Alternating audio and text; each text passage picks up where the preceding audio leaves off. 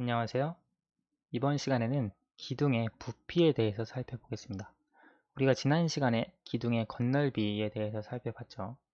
우리 기둥의 부피는 여러분 초등학교 6학년 때, 초등학생 6학년 때 직육면체의 부피를 배웠습니다. 그리고 직육면체는 사실 사각기둥이죠. 그래서 우리가 사각기둥의 부피 구하는 방법은 알고 있습니다.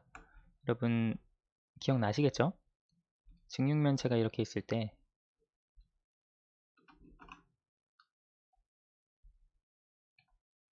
이때 이 직육면체의 부피는 어떻게 구하냐면 여기 A라고 했을 때 이곳을 B라고 하고 여기를 C라고 했을 때 이 직육면체의 부피는 A 곱하기 B 곱하기 C 였습니다. 왜 그런지 기억나시나요? 여기 A 곱하기 B는 밑넓이입니다. 그리고 C는 높이입니다. 그래서 사실 이 부피는 밑넓이 곱하기 높이로 정의를 했습니다. 자, 그러면 우리가 사각기둥의 넓이는 이런 식으로 구한다고 하는 걸 알 수 있는데 삼각기둥, 오각기둥, 육각기둥, 원기둥 그런 기둥은 어떤 식으로 구할 수 있느냐? 사실 이 사각기둥에서 이걸 반으로 쪼개면 그게 삼각기둥이 됩니다.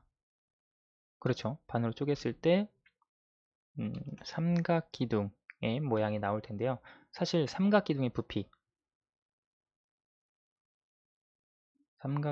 부피는 어떤 식으로 할 수 있냐면 2분의 1 곱하기 직육면체 부피입니다. 그쵸? 직육면체의 부피인데 지금 여기 직육면체의 부피는 밑넓이 곱하기 높이라고 했어요. 그래서 2분의 1 곱하기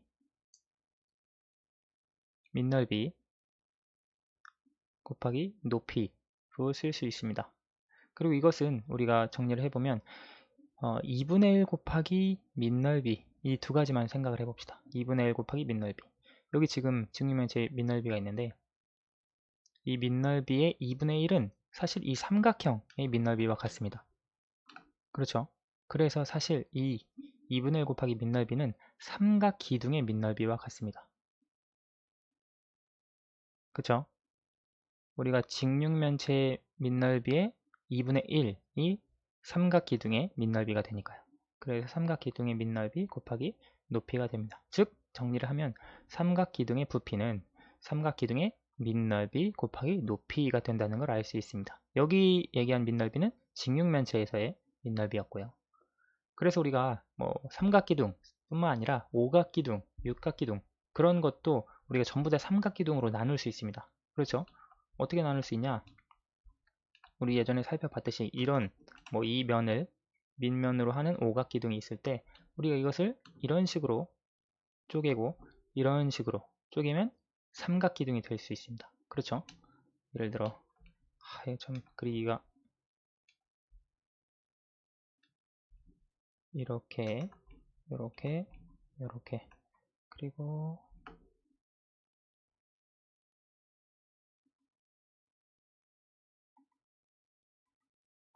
오각기둥 같나요?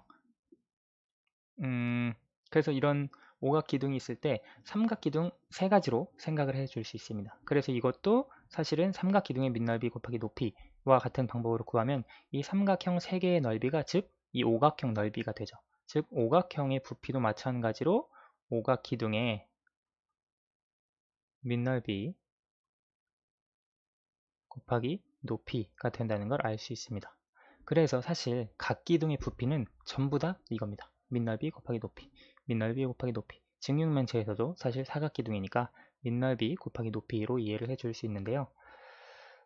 원기둥의 부피를 어떻게 구하냐? 사실 원기둥의 부피도 원리는 동일합니다.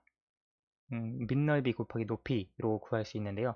어떤 식으로 우리가 이해를 해줄 수 있냐면 자, 여기 한번 보세요. 이제 어떤 하나의 도형이 있는데 지금 여기 이 도형은 사실 원기둥은 아닙니다. 각기둥인데 그 면의 개수를 정말 많이 늘렸어요. 그렇죠?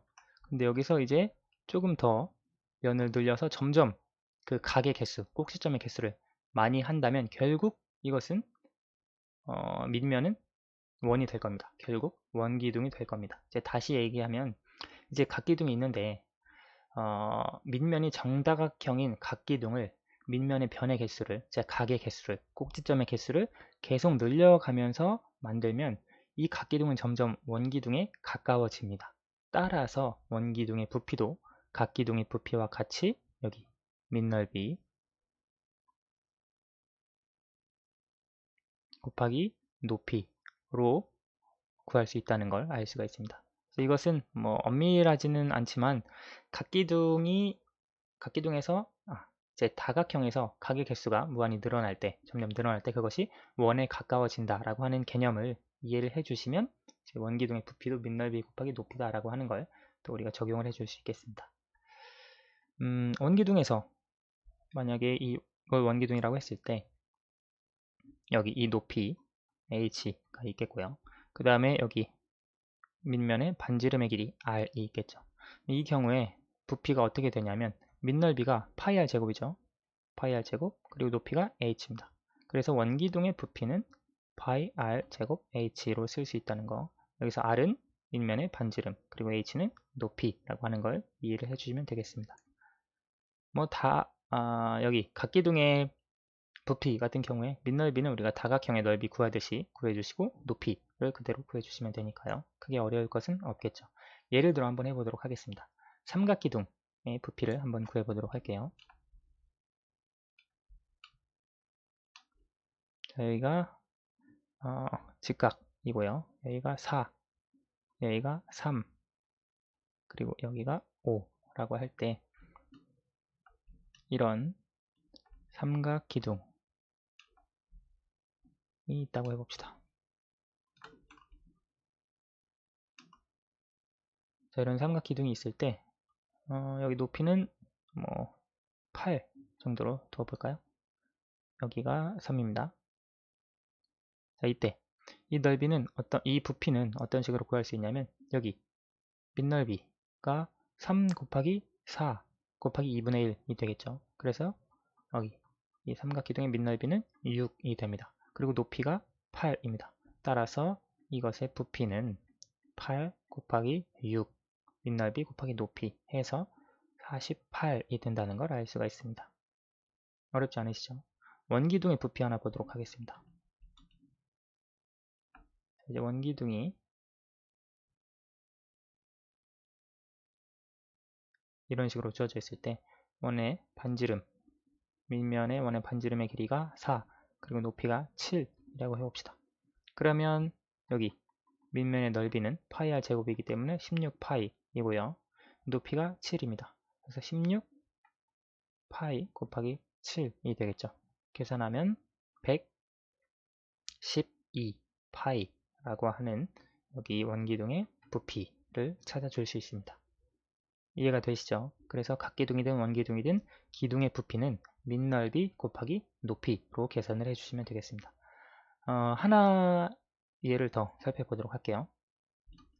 이제 밑넓이가 사다리 꼴인 사각기둥이 또 있을 수 있겠죠. 우리 이거 지난 시간에 건넓이 할 때도 살펴봤었는데요.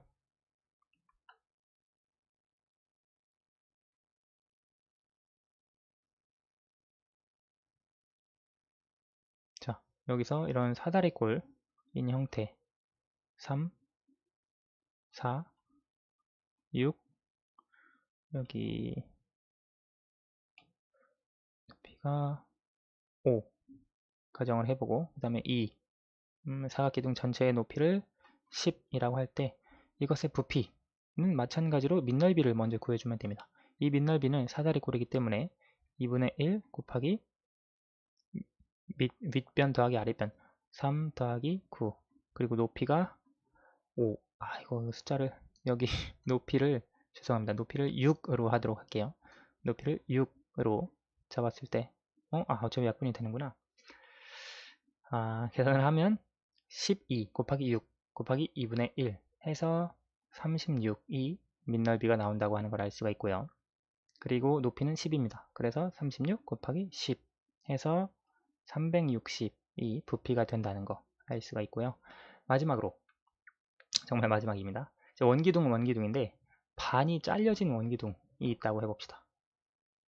이런 식으로 원기둥이 하나 그려져 있는데 이거 어떻게 그려야지?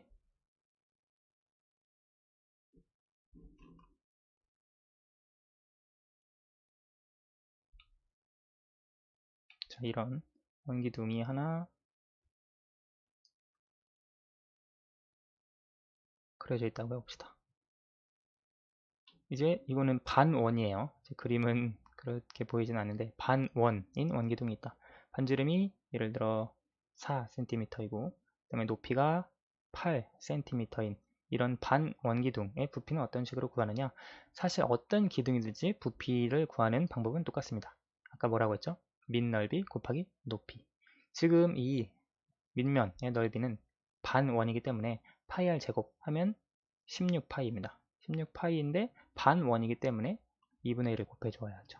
그래서 밑넓이는 8파이가 되고요.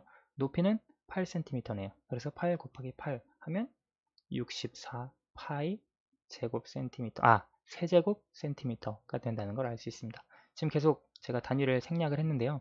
부피에서의 단위는 세제곱 센티미터입니다. 건널비와는 다르게 그걸 기억을 해 두시고요. 그래서 지금 반원기둥의 부피는 64파이 세제곱 센티미터가 된다는 거, 원리는 똑같다는 거, 밑넓이 곱하기 높이라고 하는 거 기억을 해 두시면 되겠습니다. 네, 오늘은 여기까지 하도록 하겠습니다. 감사합니다.